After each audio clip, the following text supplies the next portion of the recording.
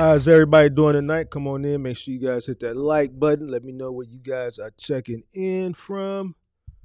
Let me know where you guys are checking in from. Might need to add a battery to that.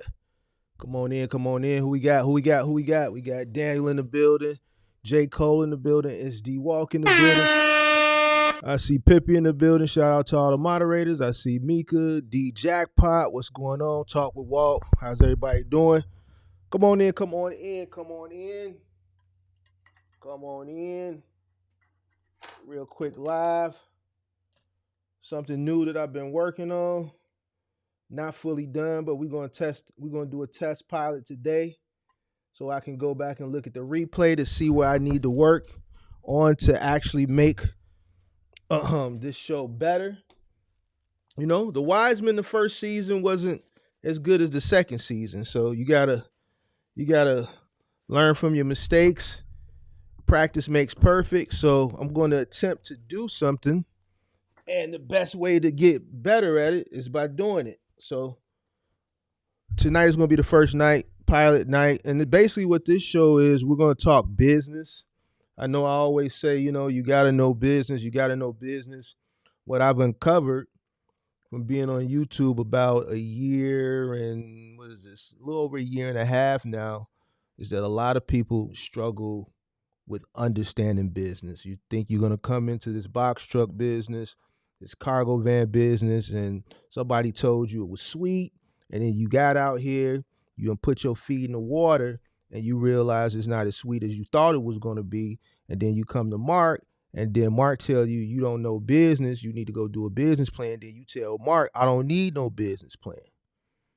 I don't need no business plan. You don't understand business. You don't understand the basics of business. You don't understand the fundamentals of business. So what we're going to do is we're going to talk about business, but we're going to parallel businesses that are already up, operational. We're going to go through some stories of what's going on currently, and then we're going to apply that, right, to what individuals that are looking at this content have going on. Some of the stuff that we're going to look at are some things that are coming up current that I've been telling you for months are going to happen. We're going to look at finances. I'm going to talk about finances. I'm going to talk about investments. I'm going to try to center the topics. I'm going to try to keep them centered around trucking as much as possible, but if there's something that's outside of trucking but it kind of ties in to trucking, or I feel that it's important, I'm going to highlight that, and we're going to break it down too. I came up with the idea because I get people that always DM me and send me emails with links of different articles and things, and they ask for my thoughts and say, man, can you talk about this on the next show? Can you talk about this? And you talk about this, and I get links every day. So what I'm going to do now is I'm going to, if I come across a story that I want to, react to a review and kind of put it into context for you on how it affects you in trucking, in cargo van, box trucking, or whatever, I'll talk about it on upcoming episodes. And as I get, more links in that people ask me, can I talk about this, or what's my thoughts on it, I'll incorporate some of those links that you send me into upcoming shows as well. You guys know where to send me the links at. DM them to me, or send them to my email, mark@thementormark.com. So this is not going to be a show that's going to be long. I'm not going to answer any questions. I may engage with the chat, depending on what we're reviewing. If I see something pop up in the chat that catches my attention, I may pull it on the screen and have a brief dialogue about it. But there's 3 stories I want to break down today that kind of coincide with what people are currently doing and kind of what we talked about yesterday, what is coming up in the future, so that you know how to maneuver out here in these streets. A lot of people don't have a plan. They don't know how to maneuver. A lot of people that are coming into the space, they need to know what the future holds, right? So that they know how to enter and how to pivot and how to maneuver, and, having a mindset of not just having all your eggs in one basket, just in case one thing, goes awry, you already have a plan and where you want to pivot and where you want to go to, because you're looking at the full spectrum of the industry. You're looking, like I always say, you want to be 6 months ahead of time. You always want to be 6 months ahead of time. Mentally right now, in my head, business wise, I'm celebrating Mother's Day. Y'all getting ready for Christmas. I was celebrating Christmas business mentally 6 months ago. I'm in Mother's Day already. I'm already in May somewhere mentally as far as business, because that's how far ahead I am. I'm ahead like that in business. I'm ahead like that in finances. I'm ahead like that in investments. And that's how you always stay ahead of the curve. All right, so let's get to it. The first thing we want to talk about is Target. Target is come up with some new strategy because they finally decided that they want to get into the race with Amazon and Walmart for delivery. All right, so they're third in line, right? Obviously, Amazon is number one, Walmart is number two, and Target is straggling way, way behind. And now in 2023, 2024, they decided that they want to ramp up and try to get in the race of fast delivery and compete with Walmart and Amazon. So let's start listening to this first story, and then we're going to break this down as it goes along, and I'll give my thoughts, and then we'll go to the next story, and so on and so forth. Tucked away in the back of this Target store in Edina, Minnesota, employees pack about 1,000 orders every day. This is one of 2,000 stores across the country that fulfill 95% of the company's online orders. It's Target's biggest play to beat Amazon and Walmart in the race for fastest shipping. As the smallest retailer of the group, it's banking on its greatest asset, this network of physical stores throughout the US. The strategy is a big departure from how retailers typically fulfill online orders, using giant warehouses to ship packages across the country. But Target is reaching customers where they are. Over 75% of Americans live within 10 miles of a Target store. Here's how the underdog in the shipping wars is rethinking distribution to keep up in the high-stakes battle of fast delivery.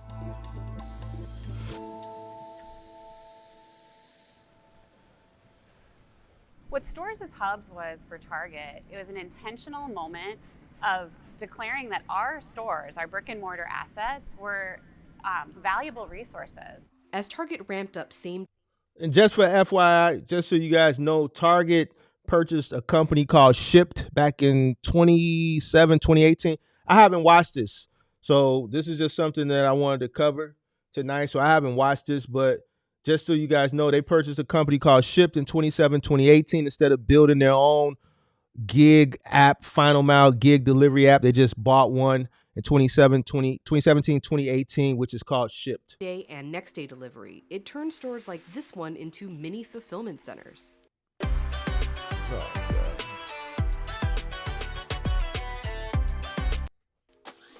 That meant designating back room space for shipping needs, like adding pack stations. So this goes back to what I always talk about now, as far as I think that's what they're talking about. They're turning what Target has done. They've closed some stores, and some of the stores that they've closed, they've used that real estate for fulfillment centers, and then brick and mortar stores that they have open, they're utilizing some of the back room space for same day fulfillment. If you remember when it was Black Friday, I went to some of the Walmarts and I talked about the containers months ago. Target has containers on site as well. And this is where they keep their overflow of stock because they are fulfilling within the store. They haven't went out and acquired or caught up with Amazon or Walmart as far as fulfillment across the country. So basically their strategy is the stores that they've closed down, they're using that real estate to act as fulfillment centers, and the stores that are still up and operational, they're using those stores for what I would call satellite fulfillment as well. Probably will find many more stores closer to the consumer, so fulfilling from the store, you may reduce the time. Say you order this toy set from Target online and it's available at a store nearby. That store will fulfill the order locally. In a typical e-commerce fulfillment network, that toy might have been picked and packed in a larger center much further away. Target has only 14 of those larger fulfillment centers compared to its 2,000 stores. So It made a lot. So basically goes back to what I say all the time. The utilizing fulfillment from within the store, it's closer to the consumer. That way they can turn around the delivery a lot quicker. Target doesn't have the fulfillment real estate as a Walmart and a Target. They're late to the party, which I don't understand why, but they're trying to aggressively catch up now. A sense for them to try to kind of work with what they have. with Target's model, store employees will pick your toy directly from the shelf. Then it's brought to the back room, where your order will be boxed, taped, and labeled before it's added to this pallet for pickup. Target says shipping from a store is 40% cheaper than routing the order through a fulfillment center. But relying on stores to sell items to both in-person and digital customers comes with its own challenge. There's a limited amount of space. You know, these are existing stores. These are buildings that already exist. As digital volume continues to increase, that creates strain and pressure for our stores.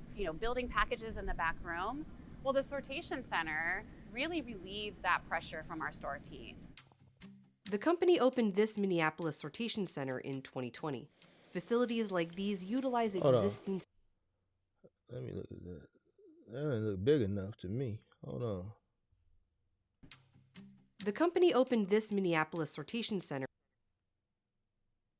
Now, Minneapolis is where the corporate headquarters is for Target. I used to work for Target when I graduated college for like a year and a half as a store manager.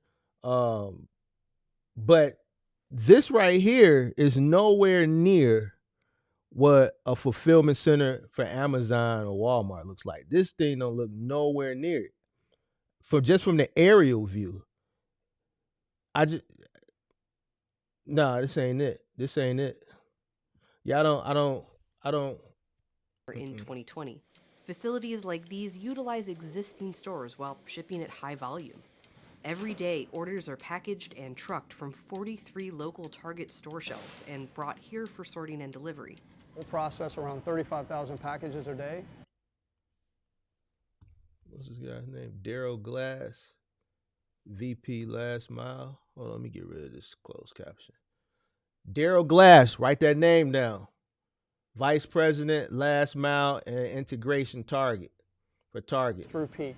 See what This Daryl got to specific talk facility, about. up to 45,000 and 350,000 through Cyber Monday alone. 130 employees help the center run 24 hours a day to get through all that volume.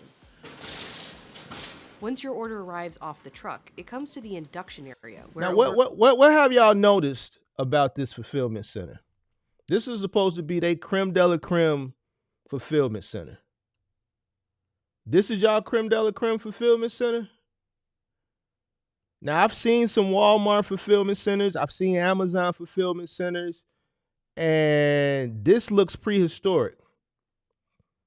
This looks like the back room when I was working at Target back in 2003.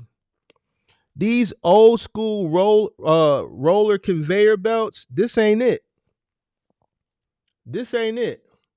This is why they behind the 8 ball. Look how prehistoric, and this is their creme de la creme fulfillment center.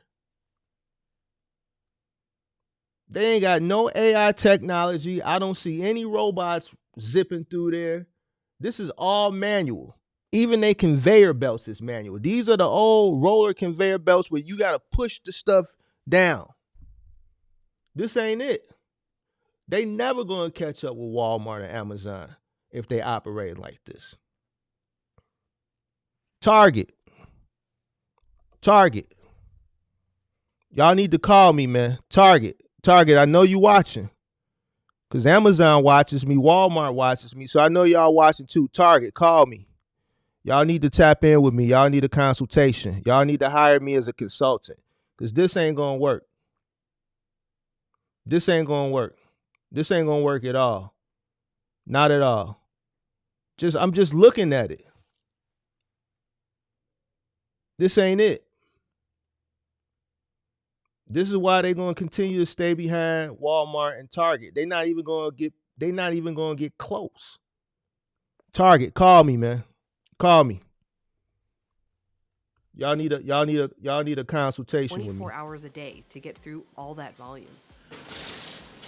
Once your order arrives off the truck, it comes to the induction area, where a worker scans it into the facility and places it on the conveyor belt. They're flowing down through here, and they're going to come to this central area right here.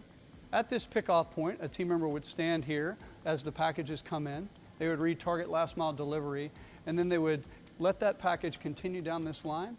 This process separates the packages that Target delivers for itself, or Target last mile delivery, from those destined for third-party pickup. The orders dispatched to carriers like UPS, USPS, or FedEx are often going a little farther away. It could be an adjacent market. It could be a regional hub. But if it's being delivered in the local area, your package will flow further down this line to be sorted again and again and again. You hear that? They touching the package multiple times for sortation. They touching the package too many times in the sortation process. She just said it. This is why they behind. Further down this line to be sorted again and again. The package will flow further down this line to be sorted again and again and again. We break that down further from Target last mile delivery into partitions, or again, think about geographic areas that coincide with dispatches. Once those geographic areas are determined, we would route those down to the specific route that one of our ship partners is going to come and make the delivery of each of these packages on that route to a guest's home. Once your order has made it to these route carts, it's ready for the driver to pick up. Target uses Shipt, which it acquired in 2017, to make some of its deliveries. The drivers are independent contractors using their own cars. At designated times throughout the day, the garage doors open and drivers flood in. Workers push the carts out for load-in. Target uses analytics and data to build its delivery routes, but the thing that keeps your order moving through the sortation center is low tech. It's this, the label on every package. Each team member throughout the process is looking for specific visual cues that inform them which area the package will transition to. So everything is manual with Target. Did y'all notice that too? Another reason they behind the 8-ball. Everything is manual, from the sticker placement to, the sortation, which they're touching multiple times in the sorting process. They have no AI. There's no artificial intelligence in there. They have no robotics. Everything is done manually. And each time they touch the item, it slows down the process, which is going to prolong in the amount of time it's going to take to turn that item around to get it to the consumer faster than their competitors. Initial pickoff, I'm looking for Target last mile delivery, or TLMD, or something else. If it's Target last mile delivery, I'm sending it down the path to a partition sort. During the partition sort, I'm looking for what partition number, and then I'm pulling those packages off, staging them on pallets that coincide with that partition number. Following the route sortation, we're going to get a specific route number, a specific package stop, and then the lane and specific location of the cart that coincides to the route. Those details keep orders moving through the facility fast. Since Target opened its first sortation center in 2020, the company says that next-day deliveries have increased by more than 150%. Now the retailer has 10 of these centers across. All right, let's look. Take your screenshot. For those that got your cargo vans and you signing up for apps and stuff, you might want to add Shipt to your consortium of apps. So we got Denver, we got 2 in Chicago, we got 1 obviously in Minneapolis, we got 1 in Dallas, Austin, and Houston, 1 in Atlanta, 1 in Miami, 1 in Philadelphia. So there's nothing on the East Coast as far as the upper East Coast, New York, New Jersey. Philly is about all you're going to get on the East Coast. Southeast region, you got Atlanta and Miami. You got 3 in Texas, 1 in Denver, 2 in Chicago, 1 in Minneapolis. US. They say it's a more efficient way to handle many more deliveries. That sort of by getting them out of the store, getting them closer to people's homes, into a place that is specifically designed for drivers or delivery services to pick things up. They can process many more items at a more profitable rate. That has allowed us to save tens of millions of dollars over the last few years since we've opened these buildings. But Target's strategy isn't just about lowering costs. If you think of ordering items from Amazon or Walmart, you realize how much pressure does Target have to get fast delivery, especially when we talk about items that can be ordered in many different places, like diapers, for example. Target has to stay very competitive, and staying competitive today means having a very efficient and very fast delivery systems. The retailer had just 1.8% of the e-commerce market share. So 2023, Target accounted for 1.8% of the e-commerce market share. Let's see what the other guys got. 2023, compared to Walmart's 6.8% and Amazon's 37%.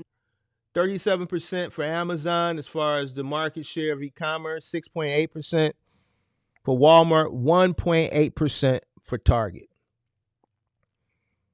Walmart is pretty much a monopoly when it comes to e-commerce. Amazon is pretty much a monopoly. I mean, if you just look at the past 6 years, Amazon is pretty much crushing the competition as far as e-commerce is concerned. But we're going to have that discussion another day. We ain't going to have that one today because we're going to let people have their little holiday fun. We don't want to rain on anybody's parade. We'll rain on parades in January. We got to talk about Amazon. We're going to talk about them. We're just going to wait. We're going to wait till January to talk about Amazon. But Amazon is looking like it's a monopoly as far as e-commerce is concerned. There are talks as far as breaking up Amazon because they own a lot of different industry sectors. You know, Jeff Bezos is on a conquest, it seems like, to conquer the world. I'm not mad at him, though. All right, so Target is 1.8% of the market share for e-commerce. 6%. But that pie is still growing. We knew that e-commerce was the future, is the future, will continue to be the future. And we needed to meet the moment. Target is in a different place from a business perspective in general right now compared to Amazon and Walmart. They want to be fast in part just to counteract some of these other things that their business is confronting. They're doing it against a backdrop of weaker profits in some cases, so that makes it a more of an urgent matter in some ways for them, but it also means they have to balance it with just doing the basics of retail at the same time. So that's tricky. Especially when faster delivery doesn't come cheap. Think about the things you buy online, like a tube of toothpaste. Sending a tube of toothpaste to your house costs a lot more money than you're spending on that tube of toothpaste. You see Target trying to reduce the cost of shipping by offering things like picking up in a store parking lot, which is So that's why you wouldn't ship a tube of toothpaste. You can't ship small things, one item things like a tube of toothpaste, because obviously the delivery, right, the final mile delivery will cost more than what the tube of toothpaste will cost. When you're doing something like this, what Target has to realize is for their e-commerce side of the business, not their walk-in brick and mortar side of the business, for their e-commerce side of the business, they have to only put goods online for sale for delivery in bundles. So if it's a small ticket item like a tube of toothpaste, instead of selling one tube of toothpaste, they would have to sell a bundle. So if you go to Target or you go to Walmart or wherever, well, let's say Target and Walmart, you can buy one tube of Colgate, or what I do is they also have a triple pack for like $4.96 or whatever, $5, whatever it is, right? So instead of selling the one tube of toothpaste, you sell the triple pack, and then you sell it in a bundle. So you don't even sell one triple pack, you make the customer buy two. So they'll buy 6 tubes of toothpaste for like $11 or $12, and that's how you're going to help cover the cost of what the final mile delivery is, right? It's just like selling cars. Those economy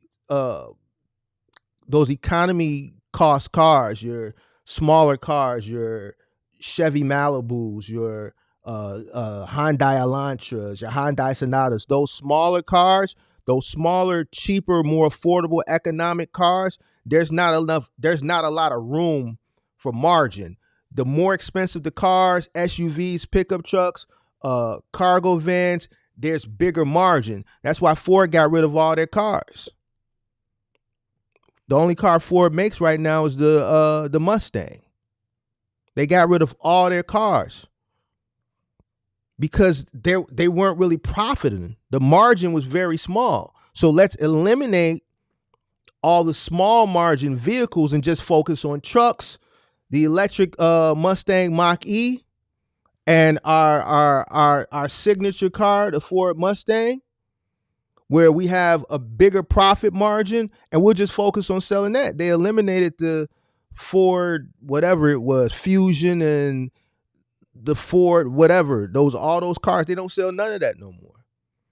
So same thing here. You sell bundles. You sell 2 bundles, you sell 2 3-packs of Colgate, you wrap them in a bundle, you make them buy 6, you sell it to them for $12. Now you're covering the cost of your final mile delivery. A little bit less expensive for them. The reason why we're able to save more money in the sortation center market is we're that much closer to the guest. We have more options as it relates to our last mile delivery carriers, connecting that carton to the guest who ordered it. The company says that proximity also addresses the environmental concerns of fast shipping. Solutions like sortation centers and stores as hubs help us drive our sustainability goals, as it reduces the amount of miles that our carriers and our drivers are on the road, as well as consolidating packages from multiple starting points into fewer packages. Target is convinced this stores as a hub strategy will best position it to compete in the shipping wars. We are investing $100 million in sortation centers, expanding our network of sortation centers to 15 by the end of 2026. It's not enough. Did she say $100 million? $100 million. I know I didn't hear her say only $100 million, man. Expanding our network of sortation centers to 15 by the end of $1 million in sortation. Stores as a hub strategy will best position it to compete in the shipping wars. We are investing $100 million in sortation center.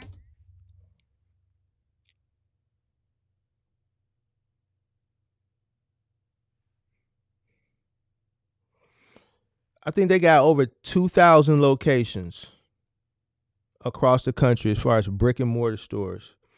They want to get in the race against Walmart and Amazon, and they're only investing $100 million in sortation centers. Target.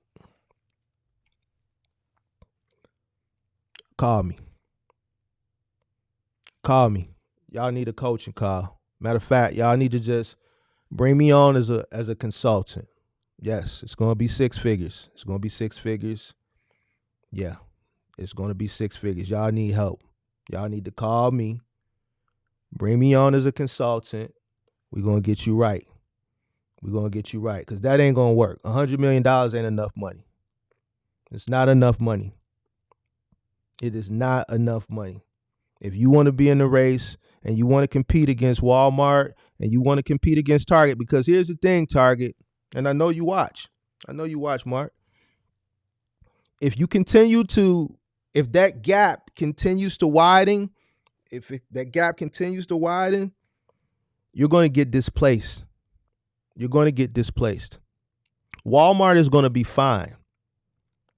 Walmart doesn't have to go after Amazon. You know why? Because Walmart dominates brick and mortar. Walmart dominates that. Would they like a larger part of the market share for e-commerce? I'm sure they would. But they have a lane that they dominate. Target, you don't dominate the brick and mortar. You don't come close to dominating the brick and mortar. You don't dominate the e-commerce. You don't come close to dominating the e-commerce. You are so far behind. And the money that you're about to invest in this strategy to get somewhat in the race is not going to work. It's not going to work. You purchased Shipped in 2017.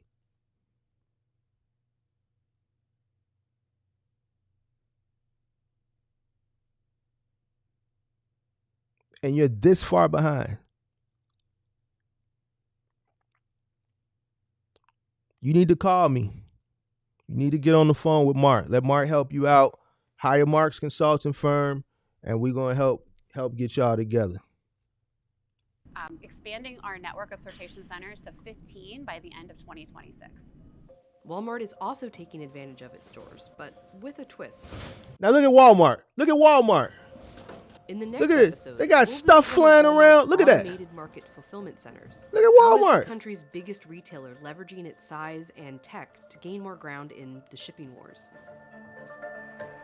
Now you see that? You got people in Target pushing carts. Walmart got little doom buggies flying around. They fulfillment center, picking the items, dropping the items in the robot zooming down the aisle. How are you going to compete with that when you got this guy walking through the aisles grocery shopping for the customer? It ain't going to work. It's not going to work. Target, you need to call me, man. You need to call me. It's not going to work. It's not going to work. It's not going to work. Leveraging its size and Look at tech this. to gain more ground in the shipping wars. Where's that little Walmart guy? Leveraging its fulfillment center. Look at that. With a twist. In the next episode, we'll See the visit one of difference? Walmart's automated market fulfillment centers. How is the country's biggest retailer leveraging its size and tech to gain more ground in... So that's it for Target. For those that are in cargo vans, Shipped, if it's in your market, give them a try. I think Target has a long way to go. I don't think the strategy that they just displayed is going to even help them any bit. I think they need to call me, and we need to sit down, and we need to come up with a strategy for Target to get into the race. Let's see. Target, make that call, man. Amazon workers don't exactly move fast. It's the amazing AI integration that Amazon has implemented that makes their workers look like they are moving fast. Makes you wonder why the post office and places like Target are not using AI more to make their operations more efficient. I don't think Target has the capital like a Walmart or a Amazon to build out in a rapid pace as a Walmart or Amazon would. If I was Target, I would start small and work my way up. I don't think the strategy that they're using, this manual strategy, I don't think it's going to get it. I would take the money that I have and invest in AI technology and start with one region and then start to work my way out. Since they're based out of Minneapolis, we're right down the road from them here in Chicago. They already got 2 sortation centers here. One of those sortation centers needs to be ran strictly with AI, and then they need to work their way out. They need to start here and work their way out. Start with one region and work its way out. Use this as a test market. Build it here. Work your way out. This manual way is not going to work. It's not going to work, and they're going to continue to be behind the 8 ball. But you guys can see that what I've been talking about for the longest as far as the competition between those big 3 and to getting the consumer their goods first is very important, because whoever can get the goods to the consumer first is ultimately who's going to make the sale. There's a reason Target continuously stays behind the 8 ball. If Target was willing to invest the money in speeding up their delivery process, they would see their sales increase rapidly. Drastically, their sales would increase. Relying strictly on Shipped is not going to cut it either. Even though they own it, they still have to outsource. They're going to have to outsource. I don't think Shipped alone is going to cut it. All right. Let me see any questions. Let's go into the next one. Let's you know what? Let's because there was a short one, Walmart, where they did compare it. Let's just take a look at Walmart in comparison to that. Because this is a short one. I think this one is 9 minutes. Yeah, let's take a look at this one. And that way we can just do a compare and contrast.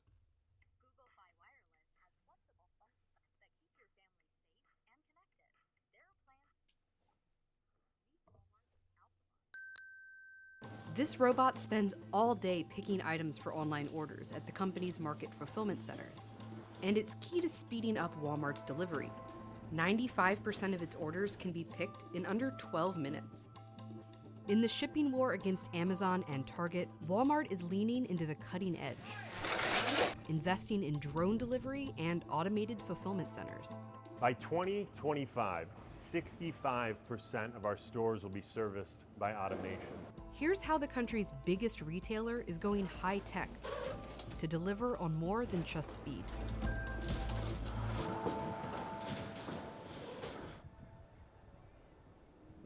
This Market Fulfillment Center, or MFC, is attached to a Walmart supercenter more than 6 times its size.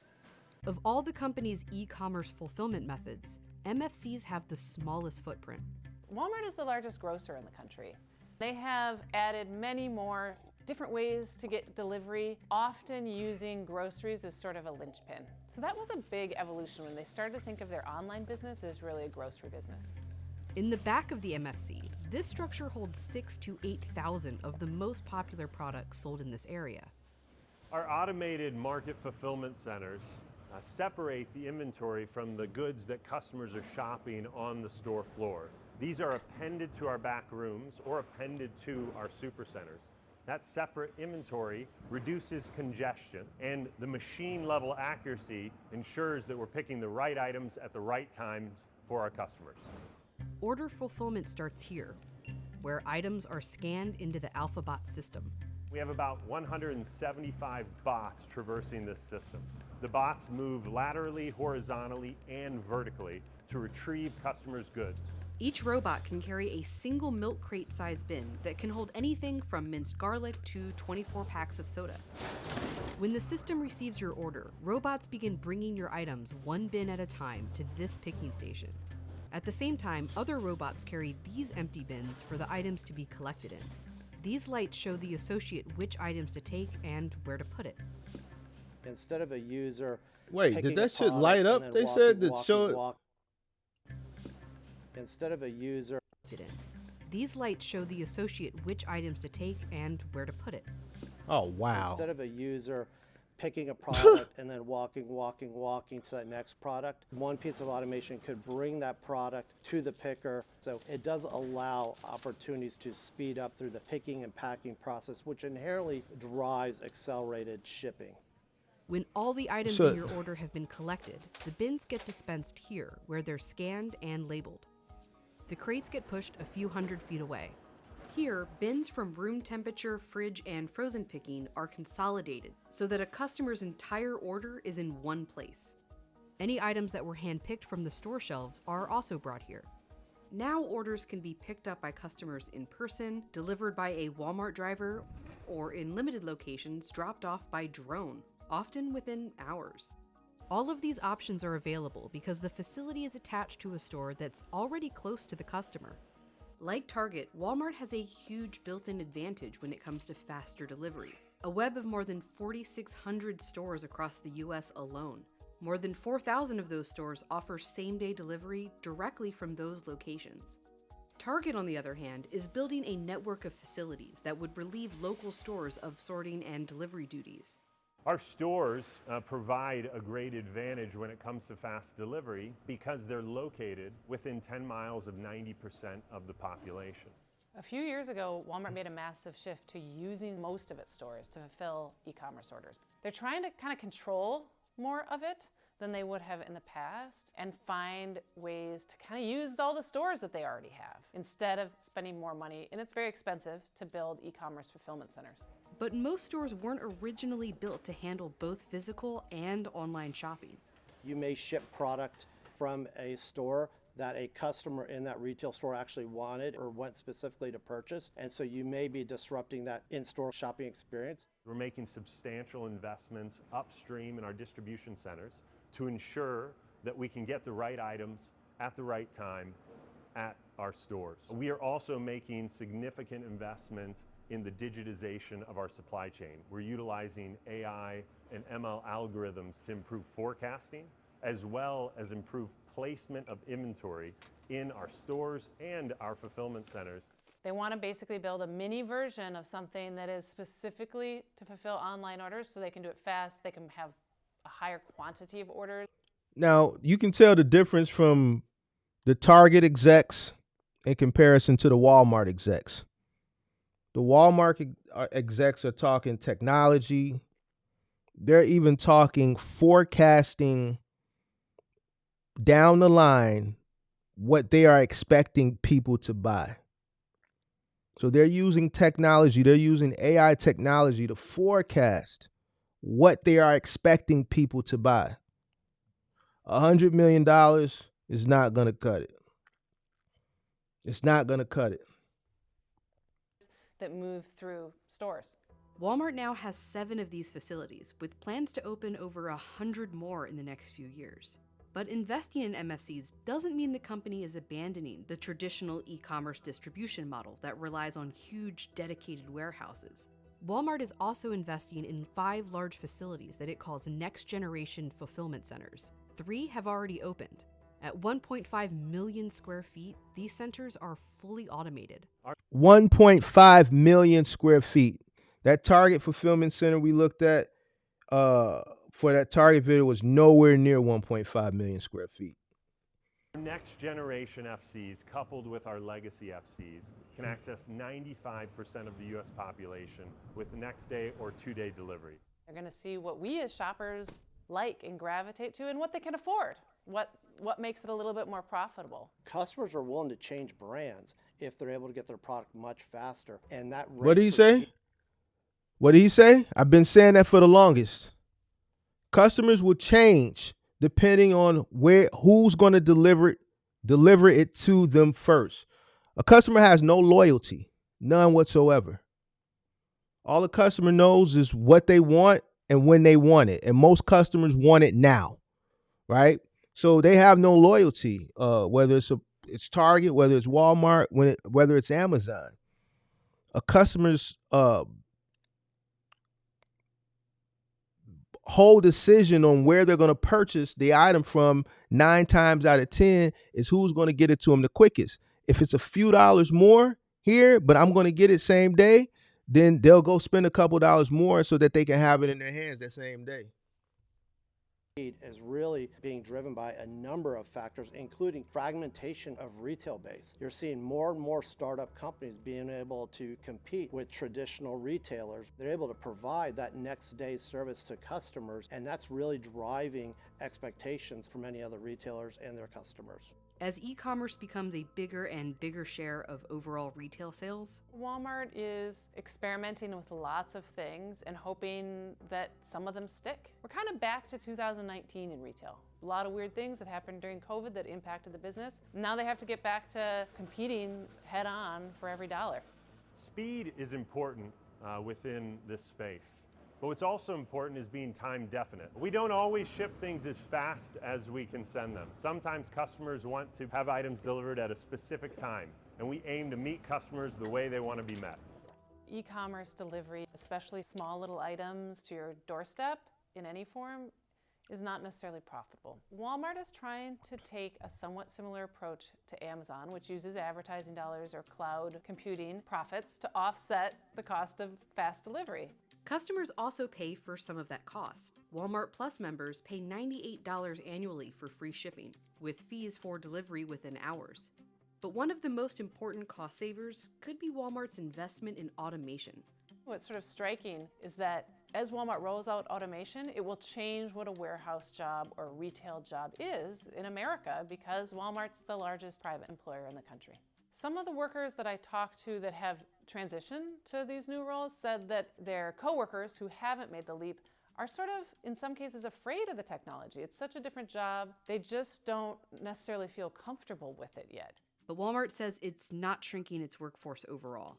As we've talked to our associates, we talk about how work is going to look different. Today, they may walk anywhere from 8 to 10 miles a day, lift hundreds of items, or move cases driving powered industrial equipment. In the future, our associates are going to be cell operators. They're going to be maintenance technicians. These are the roles that will require them to use their problem-solving skills, their creativity. Okay, I think we get the point with this. I seen somebody put Walmart people don't shop in Target. You're right, and Target people don't shop in Walmart. But the CEO of Walmart just did an interview with CNBC. I was actually gonna play that one and highlight that one, but I think a lot of the stuff that he was talking about may be over people's heads. But there's one thing he did say that I could touch on right now. He said what they're seeing right now, currently, is that they're seeing a new customer base being introduced to them. A typical customer who would frown upon shopping at Walmart is now shopping at Walmart due to inflation, due to the cost of goods. You have people that are cognizant of what they're spending now. That's the type of shopper that's out spending money right now. People aren't out spending money frivolously. Even people that have money are cognizant of what they're spending. They're price conscious, right? So they're seeing a new customer come into their store that they aren't used to seeing, which may be a Target, or as they would say, a Target customer, right? Part of the thing, if Target were to call me, one of the main things that I would talk to them about as far as evolution and evolving their company, since I worked for them for a year and a half, 2 years, and I understand and I know the inner workings of their company. One of their main objectives is to always remain clean.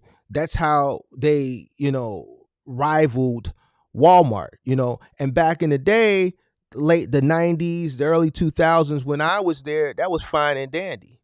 Okay, we're the cleaner store. We have the white tiled floors and we buff our floors every night. In comparison to Walmart, they have the concrete gray floors. We have the white shiny buff tile floors every night. All of our shelves are nice and neat, and all the items are perfectly placed strategically in a single file line on the shelves, and it's just a better customer experience. Listen, if you're going to be in the big box retail business in today's times, you got to evolve. You got to come away from the neat and tidiness, and you got to get down and dirty and get your hands dirty. They spend too much time focusing on straightening up the shelves and buffing the floors, and Walmart is out here getting money. They not worried about the floor. They not worried about the spill in aisle 6. Somebody knocked over the peanut butter. It's going to sit there until we get to it. They may come and throw a little cone, watch your step, slippery when wet, and then they may get to it an hour later. They not worried about that. They get into the money. They got a lot of stuff going on. Walmart pulling pallet jacks out on the floor. They pulling full pallets of sugar and TVs out while customers there. When I was at Target, you couldn't pull a pallet out on the floor during store hours. You couldn't do it. It was forbidden. They cared about the image. They cared about the look. You can't care about none of that nowadays. If they want to get into this race, they got to get down. They got to pull. They got to roll up their sleeves. They got to get down and dirty. And that old school model that they have of being a cleaner, neater, more, prettier store catering to entitled people, nah. You got to get down and dirty. You got to get down and dirty.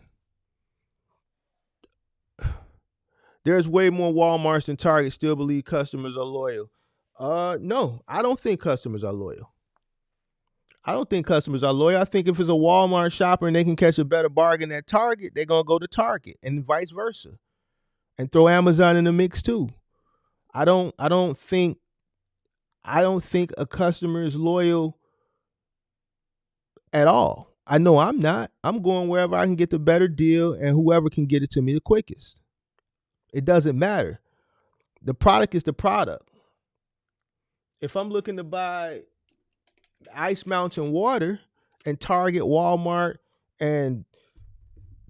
Walmart, and Amazon all sell Ice Mountain water, and the price is somewhat similar, right? And I order a case of 35, a 35 pack. It's about who can get it to me the quickest, especially if I'm down to my last bottle of water and I'm used to drinking 6 or 7 bottles of water a day. I need that case today. I'll pay $2 or $3 extra, or $1.50 extra, if Amazon can get it to me the same day, or Walmart can get it to me the same day. So if it's something that it's an essential and I need it now, I'm going with who can ever get it to me the quickest. Like, this ain't the 90s no more. This ain't the 2000s. I don't think customers hold loyalty, especially in the times that we're in right now, with inflation. The CEO of Walmart said in an interview with CNBC this week, he said people are conscientious of what they're spending. So I don't know. I don't think so. So a person will go to 5 different Walmarts before they go to Target. And that all depends. That all depends. I think that all depends. I go to all the stores. It all depends on what I'm looking for and who has it, or convenience. Target got the color plate red like Chick-fil-A. They selling the lifestyle. They were selling the lifestyle, but like I'm saying now, I think if they want to compete, listen, I don't see Walmart's closing. I see Target's closing, though. I see Target's closing. I've seen a couple Targets close in my market. I've seen some Walmarts close, not Walmart superstores. I've seen some Walmart express stores close, right? But no Walmart one Walmart superstore I saw it close because it was in the hood and they tore that thing up during the George Floyd. They spent millions of dollars bringing it back, and then they just kept stealing out of it. So that's why that one closed. But to be honest with you, that one was doing the numbers. When I worked for Target, and I could look at the numbers because we would compare numbers to the other Targets in the district. And I worked there when I actually opened up one that was in a predominantly Hispanic community, right? So it was that one. It was one on 87th and Cottage Grove, one down on Roosevelt, and it was a few more. You know which one did the most sales out of all the Targets in the district?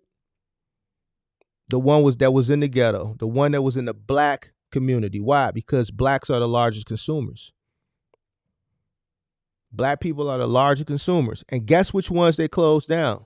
The ones in the black neighborhood. So even though the ones in the black neighborhoods did the most sales, those were the ones that had the most internal theft as well. Every day that damn Target on 87th and Cottage Grove, the one that was in a black neighborhood, they would do $100,000 on a Monday, $100,000 Tuesday. My store would do $100,000 on a Saturday and Sunday. We would do 50, 60,000 during the week, 100,000 on Saturday and Sunday. They was doing 100,000 during the week, and they was doing $250,000 on Saturday and Sunday.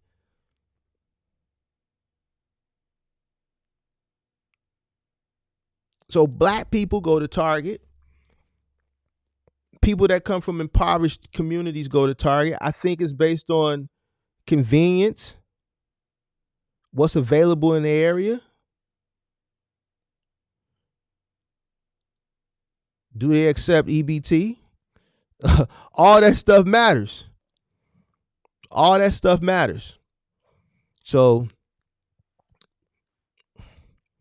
Walmart clothing section layouts looking like Target these days. I can see why you say that. I can see why you say that.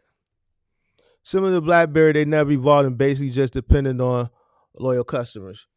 I definitely think they depended on loyal customers, and I think that, and this is just from me having, just from being in there and understanding the culture of Target. I think that they thought that promoting to that upscale demographic, I think that they thought that that would take them a very long way. Now, you got to remember, I was there from 03 to 05. So the evolution of e-commerce was something that wasn't even talked about on a management level, back then, right? So we were just more focused on, sales in store, focused on weekend, preparing for the weekend when the sale starts on Sunday and stuff like that. But our main focus was on cleanliness. This is what Target pushed: cleanliness of the store and customer satisfaction. Cleanliness and customer satisfaction. So you're right to an extent. And I think now, you can go to Walmart and get the worst customer service ever. I was in Walmart the other day. The self-checkout ain't self-checkout no more. It's self-checkout, but it's so much stuff that they got an attendant at each self-checkout checking you out. So all that money they invested in that was pretty much a waste now. And then the chicks that was at the registers with the conveyor belts, they was just leaning on the counter, chilling, talking. The manager looked like he was fresh off the block. But yet and still people go to Target. Why? Because of the bargains. They're getting a cheaper cost. So it's just like going to McDonald's. You're not going to get the same service at McDonald's as you would if you went to Ruth Chris. You're talking about a $10 meal versus a $200-$300 meal if it's you and your wife or you and your girl, you out on a date. A couple Ruth Classics, a couple stuffed chicken breasts, a couple glasses of wine or whatever you drink, some sides. You at $250, $300 easy. I mean, a Ruth Classic about $50 a piece, depending on what market you in. That's $100 right there, and you ain't even drank yet.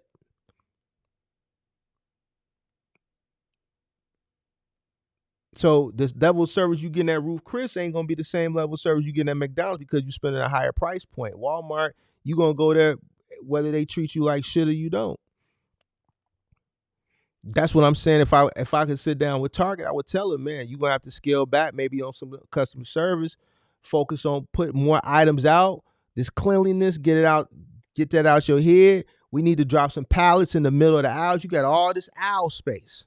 Man, let's put some pallets in the middle of the aisle so that the customers see this stuff.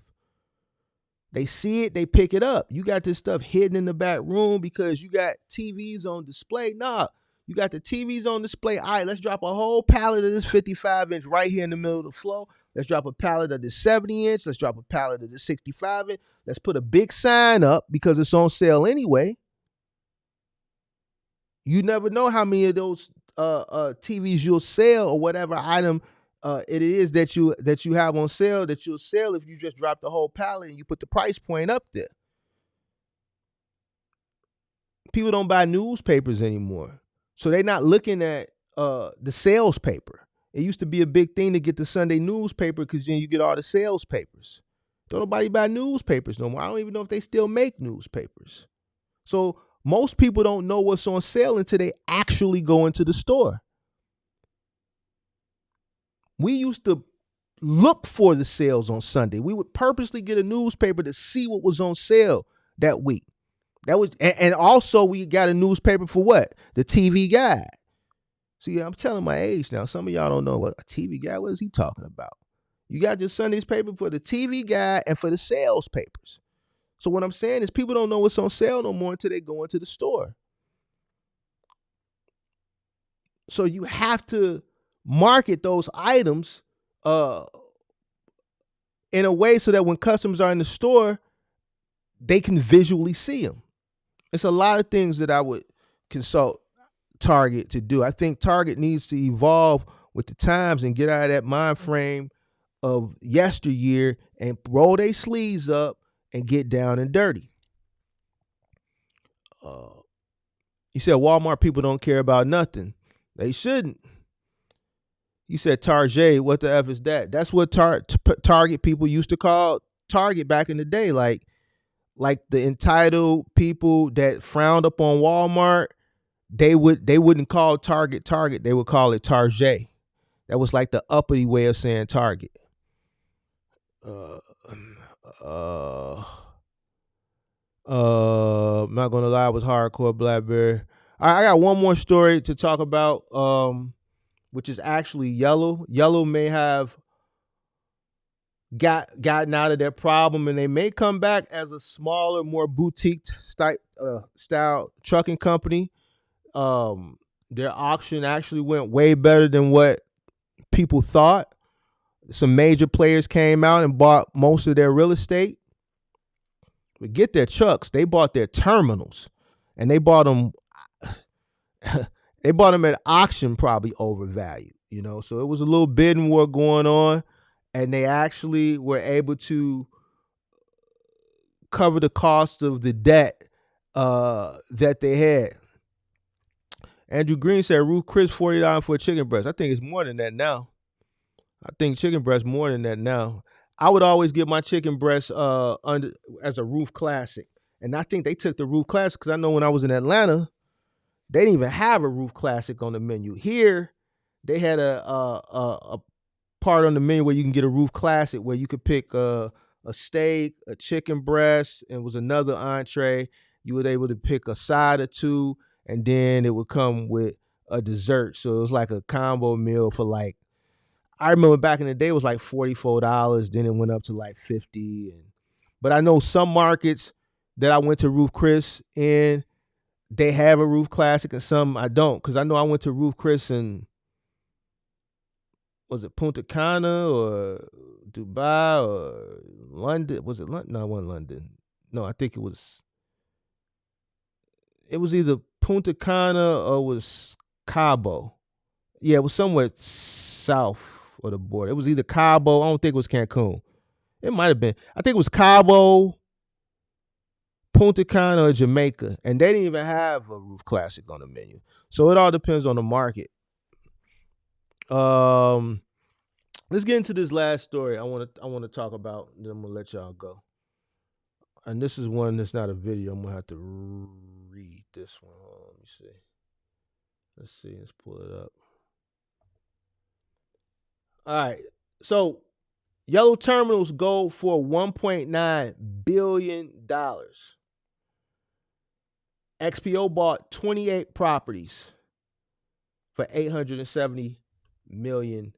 All right, so several large less than truckload carriers as well as some real estate investors were named as winning bidders of the defunct Yellow's portfolio of terminals. In total, an auction that started last Tuesday netted nearly $1.9 billion in commitments for 130 of Yellow's own properties, according to a Monday evening filing in Delaware.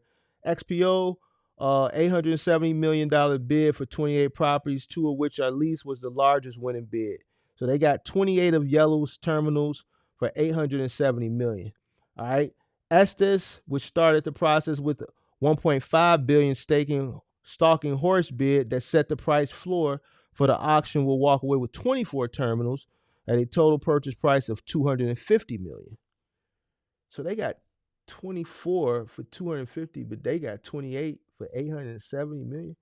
These must have been way bigger and better markets. Sayers bid included 17 properties for purchase price of $236 million. Knight Swift Transportation, which amassed a $1 billion LTL network through acquisition in 2021, has a winning bid of 13 terminals for $51. Private carrier R&L Carriers in Pitt, Ohio, are active as well through their real estate arms.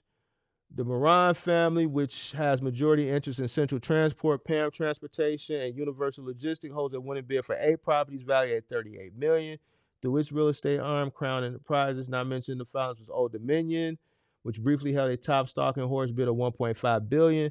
However, the carrier may still be active in the process, or it could potentially acquire terminals from the winning bidders. So here's the bidders, and here's what they won the bids for some of the Yellow terminals. It looks like XPO $878 million for 28 terminals. Estes $24 million, $248 million. Sayers 17 terminals, $235. R&L Carriers, they got 8 terminals for $211 million. Pitt, Ohio, 7 terminals for $83 million. Knight Swift 13 terminals for 51 million. Art Best, 3 terminals for 30 million. A Dual Powell, 4 terminals for 29.4. T-Force picked up 2 terminals for 16 million. Southeast Consolidators picked up 1 terminal for 8.5 million. Skylark Logistics picked up 2 terminals for 8 million. Z Brothers Trucking picked up 1 terminal for 4.2. Eunice picked up 2 for 2.4. So they was able to bring in 1.9 billion. I think they owe 1.3 billion in a secured loan debt, and then they owed another, I think, 700 million to the Fed for a PPP loan. So 1.3 million they own on a secured loan debt, and then they owed another 700 million and some change to the federal government for a PPP loan. So it looks like they have pretty much handled themselves or paid off, I believe, what's more majority of their debt. From my research, it looks like they may come back as a smaller boutique style trucking company. They're looking to bring back on some of their union employees, and they're going to come, looks like they may start back up and try to build their company back up again from scratch. So a lot of these terminals went for a lot more than what was expected. So, and you know, even the people in the comments are, you know, kind of shocked that some of these trucking companies would throw around so much cash. XPO, 870 million. So almost $1 billion. They got picked up 28 terminals. And XPO is the 3rd largest trucking company in the country behind UPS and FedEx. And I can tell you, they are some of the cheapest, most shrewdest people you ever want to contract for. You know, they are tough. They don't budge. They are some sticklers over at XPO. But they got a lot of money. They got a lot of money. And that's why they got a lot of money, because they don't like to dish none of it out. So XPO bought the name because XPO is big enough as it is. They bought the terminals. So by buying the terminals, it just gives them a bigger footprint. See, here's the thing, and why this picking up these terminals were very, very important, because it's hard to scale a trucking business. Let me not say that. It's hard to build out new facilities for trucking, right? Everybody wants the best real estate, right? People want to be near highways. They want to be in areas where, you know, it's populated or dense, or if they're looking for a low density area to cover rural areas, they want to be near highways, so on and so forth. It's hard to build out new spaces for trucking facilities because of goddamn. This is why I don't like coming on late, because my brain kind of shuts down the later it gets. Not ordinances. What is it called when you gotta go through the state and the city and the town? What's the word? Not ordinances, but not ordinances. What's the word? Somebody help me out. Not protocols, not ordinances. What is the word, man? It's right on the tip of my tongue. Basically, what I'm trying to say, zoning. There you go. So the zoning, a lot of people that live in certain areas, when a trucking company is eyeing a certain area and they go for the zoning and all that, a lot of the people that live in the area, they don't want a trucking company because it's noisy and so on and so forth. So to pick up an already established trucking company's real estate that has been there for years, it's just easier to do that because a company like XPO is always on the hunt for expansion. So now they get to pick up a company that's been around for a very, very longer than them. XPO is still a fairly young company. XPO is still a fairly young company. I think XPO started in the late 90s, if I'm not mistaken. The early 2000s. Hold on, let's see.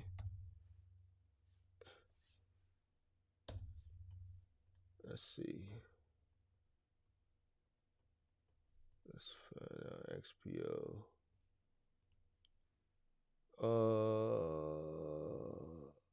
It started in 2000. I told you. It started in 2000.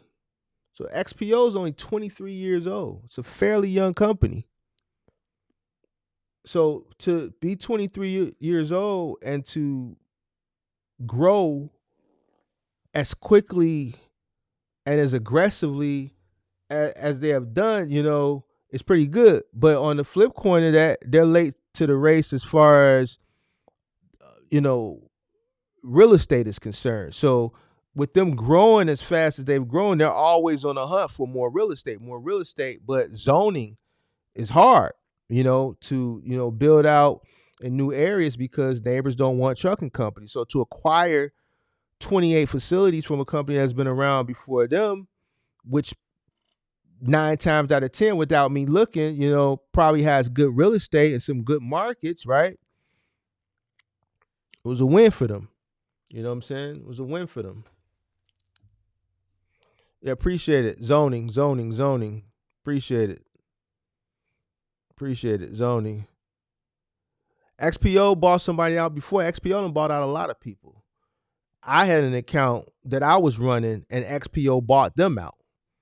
And when XPO bought them out, I ran for XPO for a little while, and then XPO tried to make me get a $3 million umbrella on top of the $1 million that we was required to cover with the previous company, which was Urban Express, that they bought out.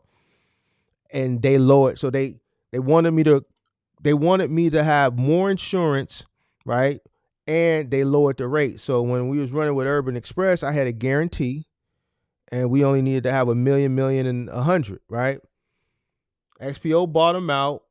We was running with XPO for a few months, and then once they got, accustomed to everything and they wanted to convert everything to their way of doing things, they said, hey, we're not going to give you the guarantee no more. We're going to pay you $33 a stock, and you need to add a $3 million umbrella to your policy. And it just didn't become worth it at that point. You lowering my pay, but yet and still you want me to you want me to add a $3 million umbrella on top of the $1 million. No. So spend more money and get paid less. No, I'm out of here.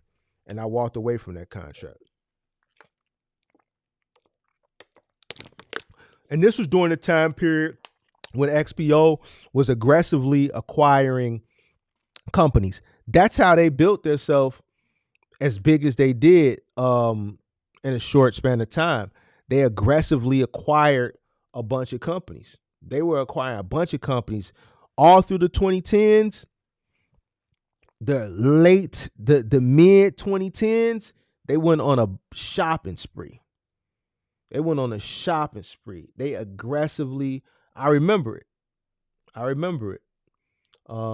were just buying up everybody. They bought 3PD, they bought Pacer, they bought Conway, they bought Urban Express, they bought Transforce, they bought a lot of companies. So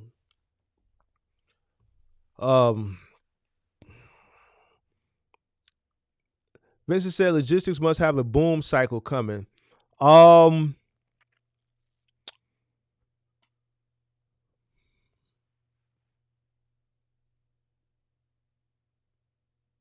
I think we're going to come to a point where money is going to start back flowing in the economy. I think that's going to be maybe sometime around 2025, 2026. And once money starts flowing back into the economy, people will be a little less tight on their pocketbook, their wallet, and they'll start spending a little more frivolously. And when they start spending a little more frivolously, then obviously that'll increase freight, which will increase, opportunities for people that are in trucking to make more money. But I still think that's another year and a half, 2 years down the line. If you're thinking of a boom similar to like what you saw during the pandemic, I wouldn't consider that a boom. I would consider that a bubble. Because,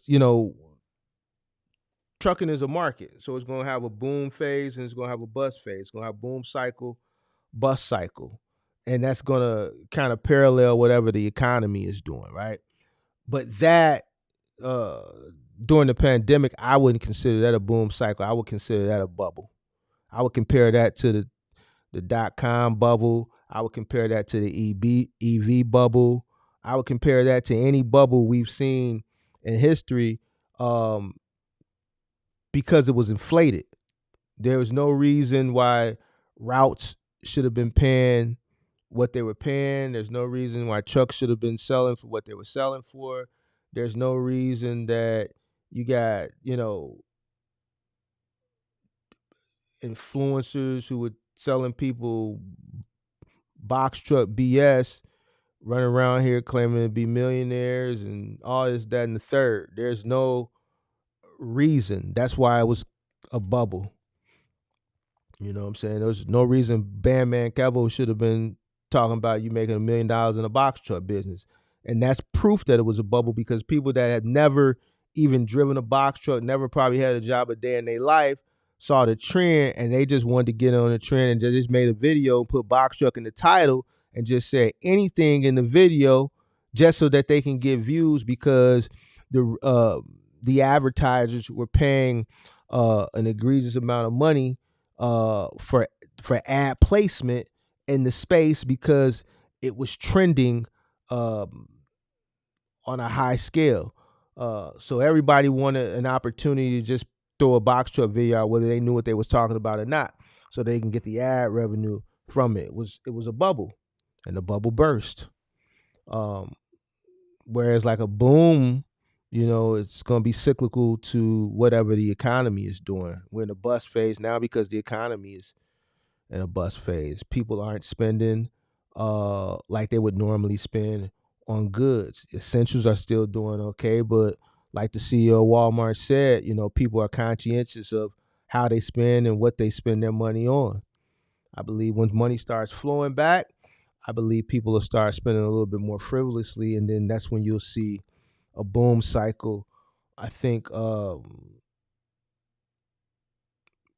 just based on what I'm seeing happening in the stock market and in the crypto market, I see more money pouring in, right? So when you see more money pouring in, that means people are taking a little bit more risk.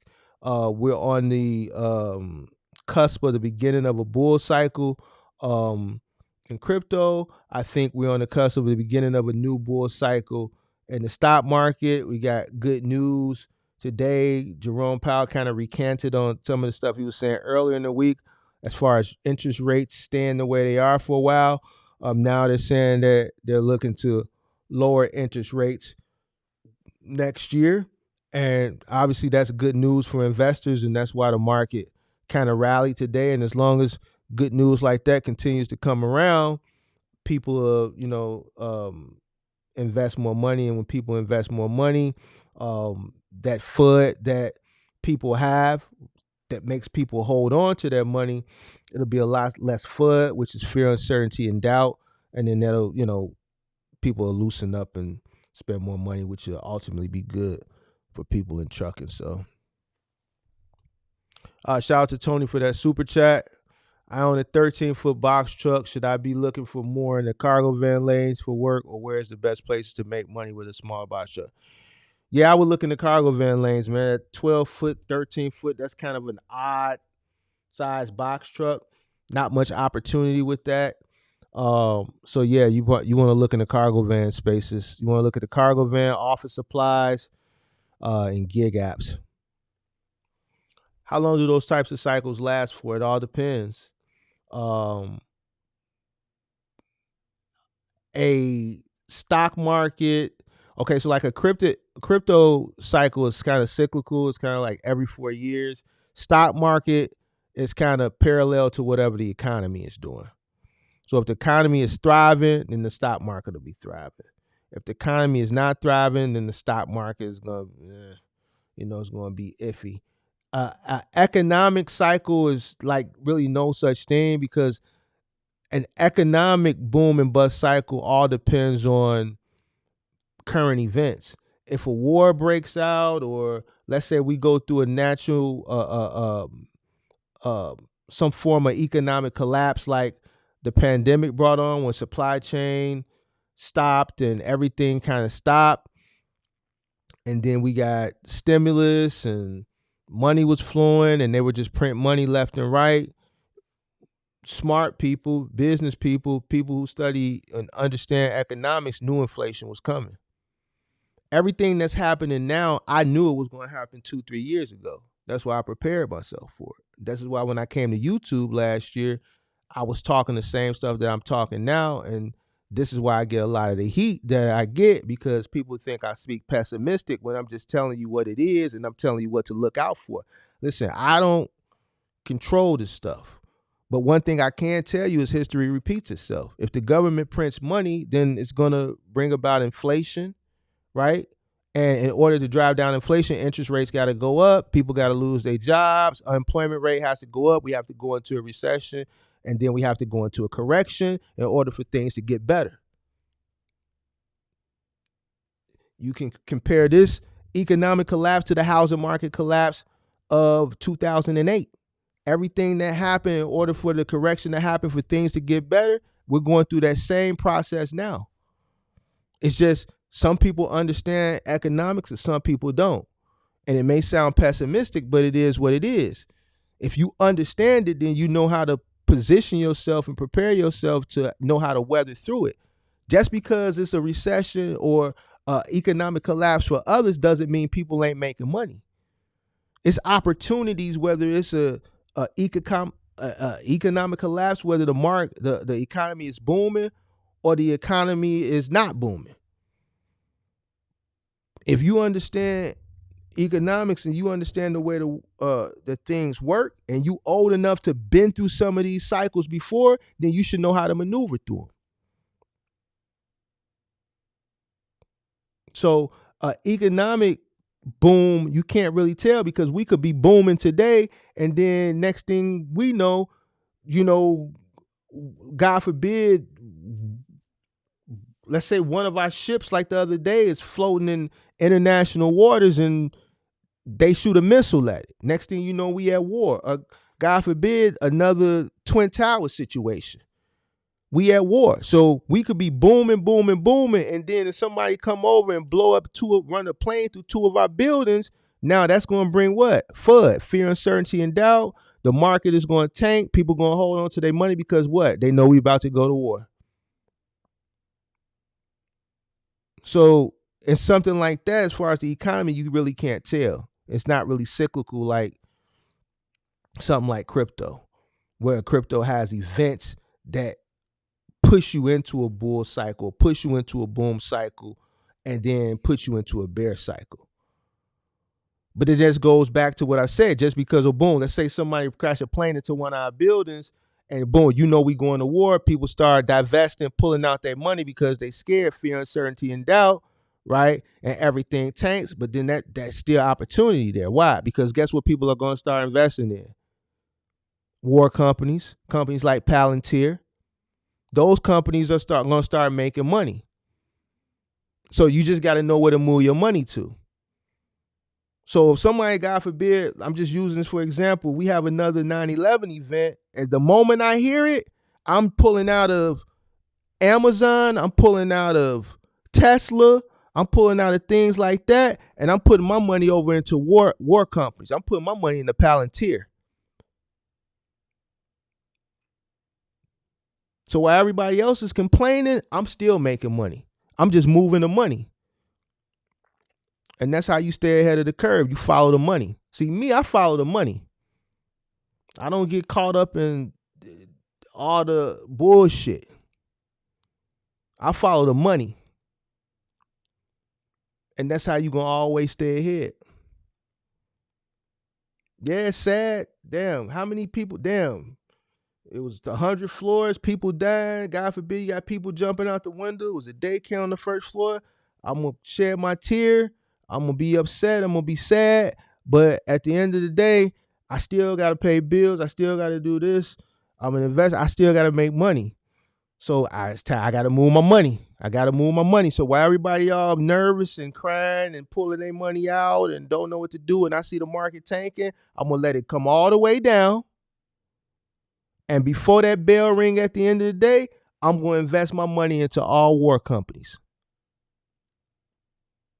Why? Because I've seen it before. I know where to move the money to. So, what is the oldest year you suggest someone get a cargo van? I know with OTR companies, one van that's no older than 5-10 years. But do gig app care? Some gig apps do. I know Ghost Share, you can't have a vehicle older than 15 years. 15 years. What's the oldest year I would do? Probably 5 or 6 years. 5 or 6 years. 5 or 6 years. 5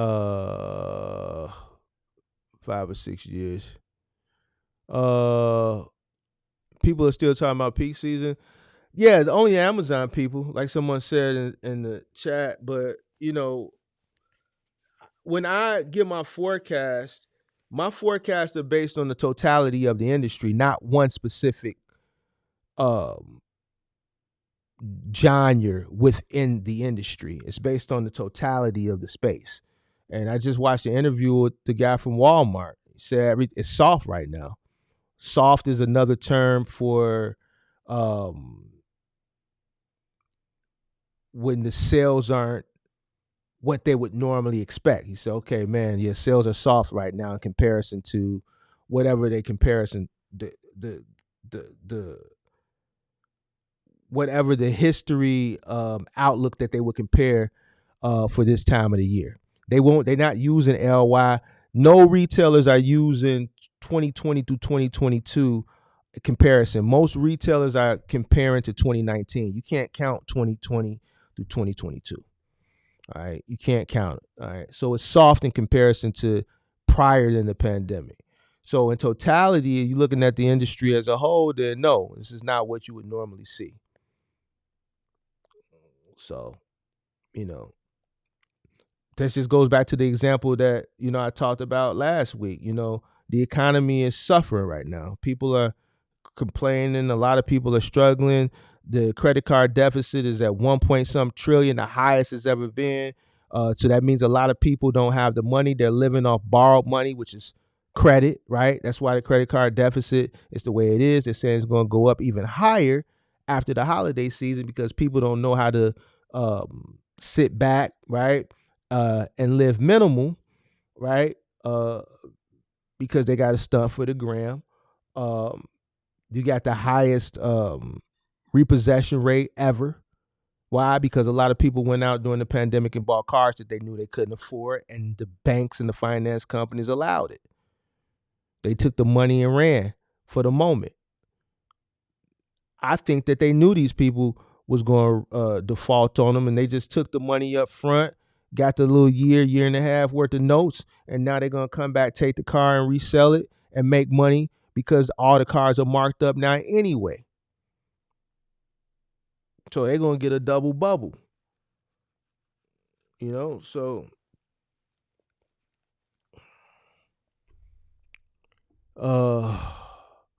you mentioned in one of your videos you could hire a 1099 driver for final mile contracts, but how do you pay them when 1099 contractors considered misclassification? It's not a misclassification if you hire them as contractors and you run them as contractors. If you're running a final mile company and they come in with their own truck and their own fuel and their own maintenance and you have the contract, then you're just giving them a percentage of whatever the contract is you have. It's not a misclassification if they're covering the cost of what it costs to run that route. Now, if you hire them and they're driving your truck, you're paying for the gas, you're paying for the maintenance, you're assuming all the costs that it takes to run that account, and you give them a W-4 upon you give them a 1099 upon hiring them instead of a W-4, then that's misclassification.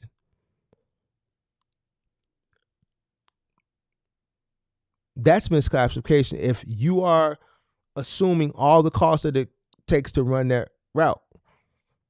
Right? Now, like if I said, if they come in with their own stuff and you're just middlemaning it, then no. If they come in and let's say you give them a lease agreement, right? And you lease them your vehicle, right? You give them a lease agreement, they're leasing your vehicle, right? And upon leasing your vehicle, they're assuming all the costs of the vehicle minus the maintenance, because it's a lease. You're leasing them the vehicle, they're covering the cost of the fuel minus the cost of maintenance because it's a lease, and you have a contract, and let's say you're giving them 75% or 80% or whatever the agreed upon split is of the contract, then they are a contractor because they're getting the majority split of the contract, and the cost that it takes to run that contract, they're assuming that cost because they're leasing the vehicle from you. All right. So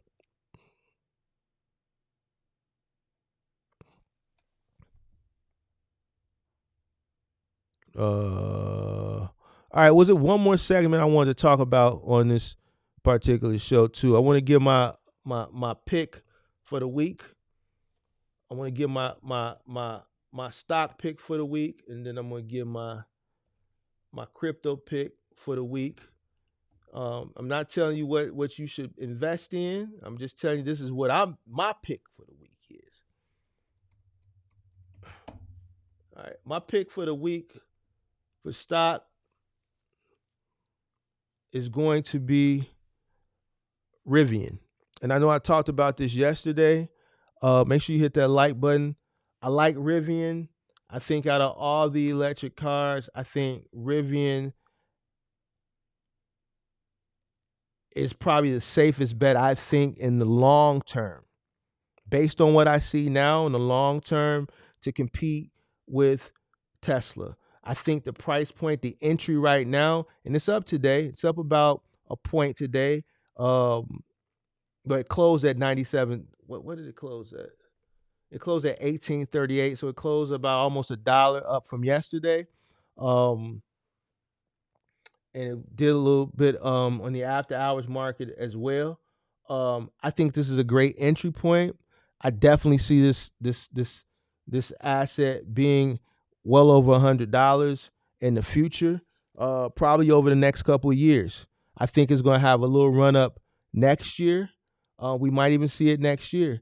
I think as long as they can continue to put this pickup truck out and keep it under $100,000, and maybe introduce a vehicle, a car, into their lineup in the near future, I think in comparison to the other companies, the other electric vehicle companies, I think they're in the best running to compete on the American scale against Tesla. I just don't feel confident in Lucid. Yeah, I think the Lucid Air, I think I don't really like it. I think it's a nice vehicle. It's not my taste, but I think it's too expensive. I think they have to introduce some other vehicles. I think Rivian was smart with coming out with an SUV, a sport utility vehicle, and a pickup truck before they came out with a car, because I think that gives them an edge in the market. Even though Tesla came out with the Cybertruck last week, and I'm looking at ordering one, I still think that this is more economical because I don't see people necessarily purchasing a Cybertruck to do work with. I can see them purchasing a Rivian pickup truck to do work. All right. And you have to remember, Amazon has invested heavily into Rivian. I think $12 billion so far. That van that you see, that electric van, that electric Amazon van, that's a Rivian. They make that specially for Amazon. It's not released to the public yet. I don't know if they are going to release that model to the public. They probably will at a later date. But that particular van is specifically designed and manufactured specifically for Amazon. And Amazon has taken interest in Rivian. They have invested heavily in Rivian. So as an Amazon investor, I'm going to mirror what they're doing. And as long as they're investing in Rivian, I'm going to invest in Rivian. And I think $18.38 is a great entry point for a long-term hold. Remember what I said, you don't get rich from active income, you get rich from passive income. No one gets rich from working. All right. And if you don't have enough money to invest, that means you need to decrease your living and increase your revenue so that you have enough money to float your business, pay yourself, to cover your bills, have some money socked away in the kitty, and have at least about 5% every month to 10% if you're an aggressive investor and you have the money to be able to do so, to invest into assets for the long term so that you don't have to spend the rest of your life driving a box truck or a cargo van. All right. So Rivian is going to be my stock of the week. I think $18.38 is a great entry point. And if I'm still on YouTube next year, we're going to revisit this. And it's probably going to be pushing, my guess would be $60 maybe next year around this time. I think it's going to have a good run up next year, and who knows, it may be pushing $100 depending on what happens next year.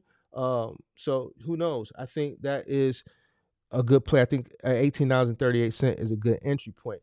All right, so now let's do my crypto play of the week. Let's see.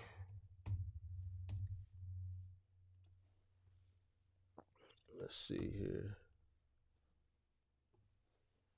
All right, so crypto play of the week.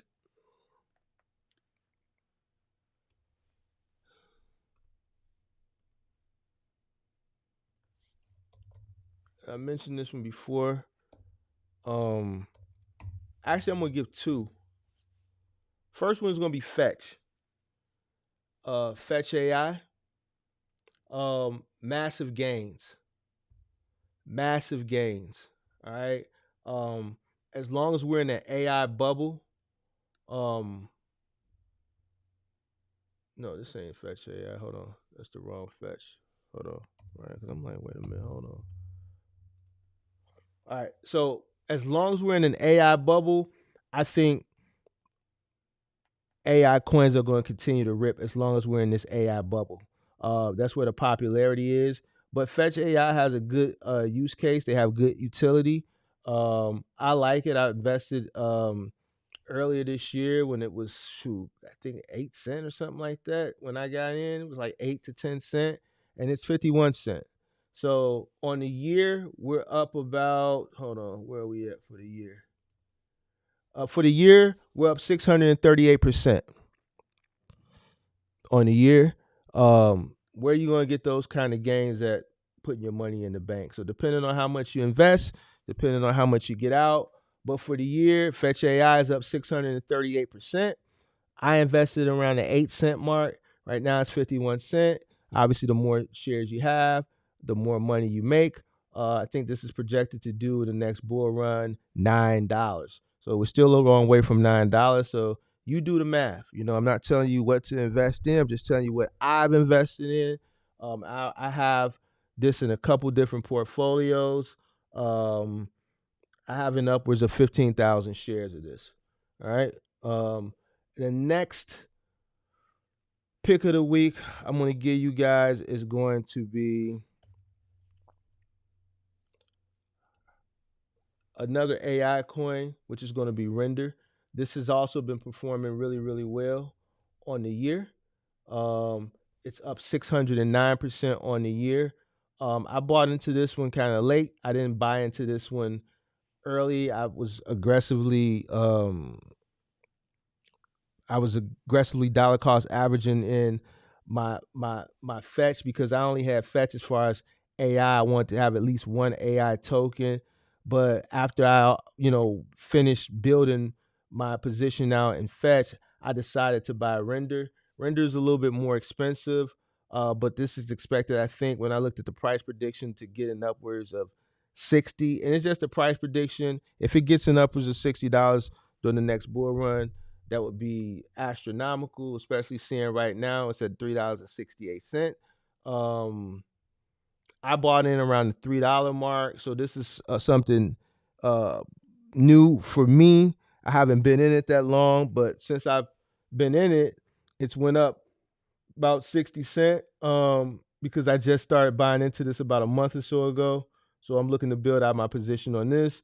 This is not something that I'm not gonna be able to get 15,000 shares of this like I did with Fetch. I'm gonna try to.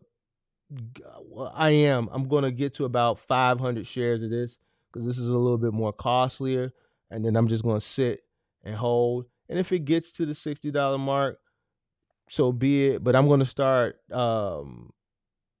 divesting out of this on the way to the top. So if it gets to $10, then I'll start taking profits out, and then I'll set certain price milestones where I'll start taking profits out on its way up to the top. I'll probably do like every $5 or $10, I'll start pulling profits out. All right, so those are my picks for the week, and I'll do this once a week. That's as far as I'm going to do as far as, talking about finances, because I'm not a financial advisor, so, just telling you what I've invested in. Anything that I talk about is going to be something that I've invested in myself, and I'm just telling you what I've invested in. All right, so yeah, I think we are in the altcoin season. Bitcoin is ripping. We'll probably see a $50,000 Bitcoin before the end of the year. What is salesman saying? An Amazon van is one ugly beast. It is one ugly beast, but hey, Amazon invested $12 billion into it, so let me see.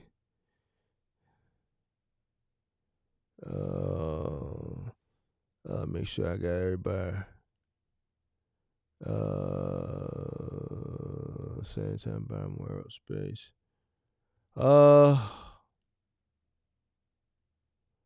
Aero Global Logistics works DDS box truck company. I think I got everybody. Shiba been going up, but it's a meme coin, so you want to be careful. Although it does have some use case scenario now. It does have some utility, so it may not be so much of a meme anymore. It has been running. I've made a significant amount of money. I was on a quest to get 1 billion coins, but it don't look like that's gonna happen. So I think I may need to just be cool with the 100 million that I got. And I think that's what I'm gonna do. I'm gonna stop investing into Shiba. Actually, I'm going to turn it off tonight or tomorrow before I go to bed, or tomorrow sometime. I'm gonna cut off my reoccurring investment. Let me see, Shiba. Yeah, it's actually been doing pretty good. It's up 18% in the last. Woo, damn. Because when I just looked at it before I came online, we finna lose another zero. We finna lose a zero. We on the way to losing a zero. So we up about 18% in the past 7 days. In the last 24 hours, we up about 3%. We finna lose another zero. We finna lose a zero. So yes, let's burn some more SHIB. SHIB is something that if we can get to a penny, 100 million coins will make me $1 million. If we can get it to a penny, I'll make $1 million off it because I got 100 million. I got 100 million shares. So all I needed to do is get to a penny, and I'm gonna make a clean $1 million off of Shiba. So because I fumbled with Dogecoin, I was supposed to do an M off of Dogecoin, but I just didn't believe, and I started selling coins, and I made a pretty penny off of it during the last bull run, but I should have made a lot more. I was listening to people, oh, it'll never do this, it'll never do that. It's too much. The circulating supply is too high, and it'll never do it. But just like anything, when you're new into something and you're learning it, you don't fully understand it. I was still learning it, even though I have been in it since 2019. I was that was my first bull run in 2020, 2021. I didn't partake in the bull run in 2017. So, holding on to that and listening to people and not having the right um influencers, not finding someone that you know, that really knew what they were talking about. Not finding that person yet as far as on the internet. I took large stake of that position I had and invested into other tokens, and I shouldn't have did that. But I know better now. Shiba has a large circulating supply, but we remember last bull run, it was 4 zeros and an 8. And I made a lot of money off that. So I would expect it to do better than it did last bull run. I mean, we're pretty much working our way to where we were at the top of the market last bull run. If we can lose one, we finna lose one. So that'll bring 4. If we can lose another one, I'll be fine with that. If we can lose 3, I'll be fine. We don't even have to get to a penny. If I'm happy with just making a half of M off of this. But yeah. So yeah, Shiba's doing pretty well. Shiba's doing pretty well. XRP is doing well. Solana. This is where I think I'm gonna make a lot of bread too. I'm gonna make a lot of bread with Solana. They saying Solana is probably gonna outperform Ethereum. They saying it's gonna probably outperform Ethereum. And if it does, that's good. They saying Solana now, they're saying it could get up to about $2,000. So, man, this is gonna be the bull run of all bull runs. So, when it was at $500 and didn't act. Yeah, you missed it.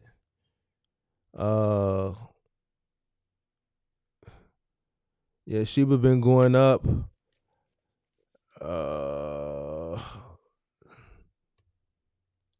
You don't come out and grab a few cars. No, I don't own that.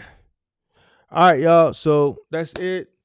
We talked about a few news stories today in trucking. Hopefully everybody learned something. Hopes people can kind of apply it to what they got going on, especially you guys that run cargo vans and small box trucks. E-commerce ain't going nowhere. As you can see, these companies are in an aggressive competition to get consumers their items the quickest. E-commerce is going to continue to go up. So like I always say, make sure you guys get in early. Make sure you stake your position. E-commerce ain't going nowhere. It's not going nowhere. And that's why I say I think the cargo van space is probably going to be where it's at. If we are going to see another bubble in the space as far as logistics, I see it being with the cargo van. I already see the trend going up now. I saw it yesterday. It overtook box truck as far as Google Trends is concerned. So there's a need for it. All right. So get in now, stake your position before it becomes popularized like the box truck business did during the pandemic. So you won't be out here in the cold. All right. How can we get in touch with you for a consult? Go to my website, www.boxtruckcourses.com. I'll put it in the chat. And like I said yesterday, I'm thinking about discontinuing. Coaching. I have my reasons, man. I'd rather just come online, do my live streams, and that's it, man. Unless the people that get caught, listen, when you come to me for coaching, let me just say it like this. When you come to me for coaching, make sure you got your stuff together. Don't come to me. Listen, don't come to me and you don't got your stuff together. I'm not, I'm here for, I'm going to say intermediate and advanced strategy coaching. I'm not going to set your LLC up for you. I'm not going to um, uh, uh, uh, tell you what you need. Listen, I'm not finna do none of that. I'm not finna build your business for you. I'm not finna set your LLC up. I'm not finna set your DOT up. I don't do none of that stuff. I don't do none of that. I'm not that guy. There's plenty of like ladies on Instagram that do that stuff. They'll charge you an egregious amount of money. Some guy came to me last week and said he just found somebody that charged him $4,000 to set up his DOT, his MC, and his LLC. $4,000. $4,000.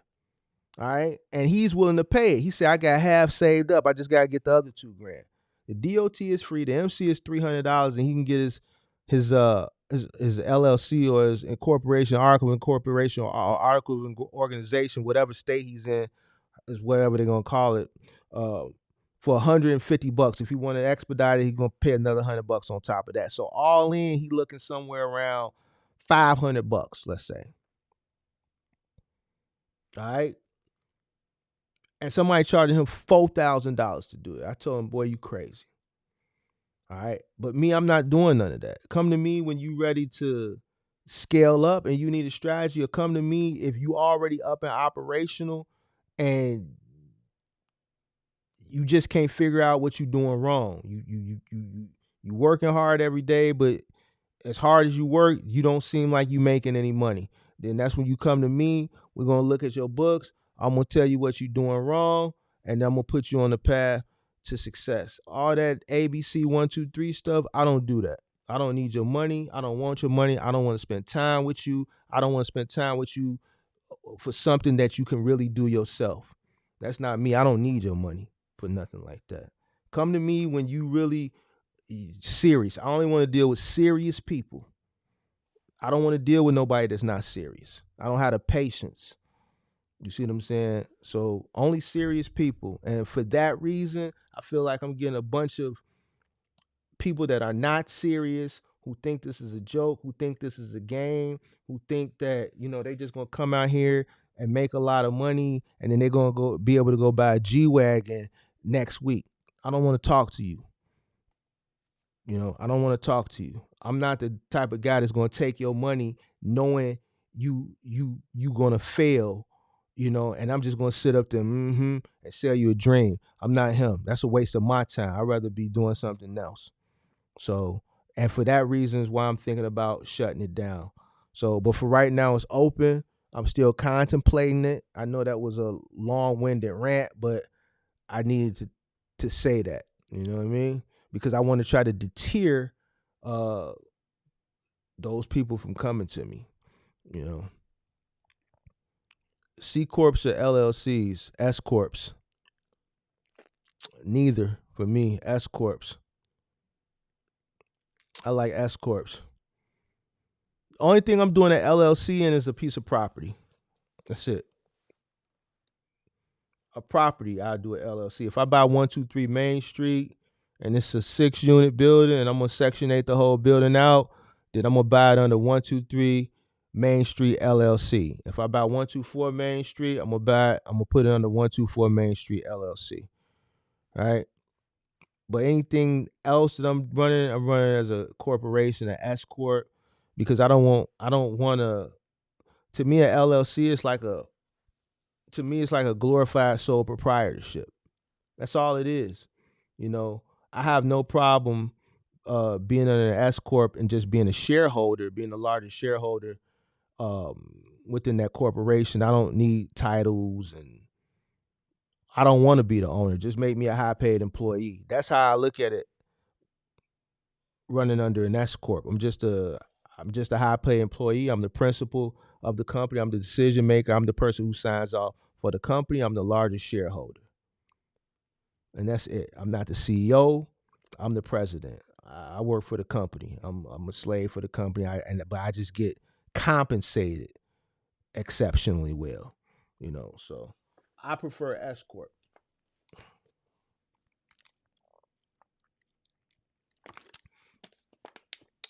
I prefer S corp. Only thing I'm LLC in is a property. That's it. All right. So, all right, man. Tomorrow's Thursday, man. You know what? I might not do a show tomorrow. I think I'm going to retire rolling commerce for right now. I'm think I'm gonna retire. I think well, at least for the rest of the year. I think I'm just gonna do pop-up shows for the rest of the year because it's December.